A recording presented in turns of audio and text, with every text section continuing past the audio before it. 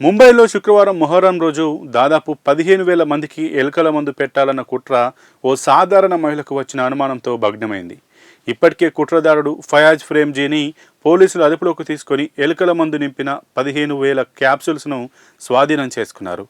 ఈ ఘటన దేశవ్యాప్తంగా సంచలనం సృష్టించింది. నిందితుడు ఫయాజ్ ఈ విషపూరిత క్యాప్సూల్తో మహిళలను ఎక్కువగా టార్గెట్ చేసుకోవాలని భావించాడు. తొలుత నొప్పి నివారణ మందులు, ఇమ్యూనిటీ బూస్టర్లంటూ కొందరికి పంచాడు. ఆ తర్వాత చాక్లెట్లని చెప్పి జనాలపైకి విసిరాడు. రే రోడ్ రహ్మదాబాద్ శ్మశానం వద్ద అతడు ఉచితంగా క్యాప్సూల్స్ పంచడంపై ఓ మహిళకు అనుమానం వచ్చింది.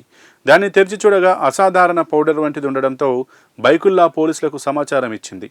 తక్షణమే రంగంలోకి దిగిన పోలీసులు ఫయాజ్ను అరెస్ట్ చేసి 14,900 క్యాప్సూల్స్ను స్వాధీనం చేసుకున్నారు. అప్పటికే 11 మంది వాటిని తిని అస్వస్థకు గురయ్యారు.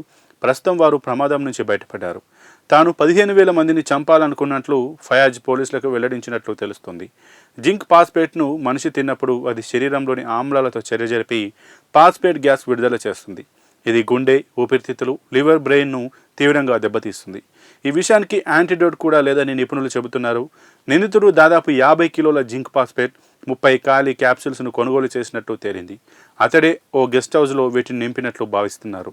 నిందితుడు ఫయాజ్ ఉన్నత విద్యావంతుడు. బీబీఏ చేసి కొన్నాళ్ళు తన తండ్రి ఫ్యాక్టరీలో పనిచేశాడు.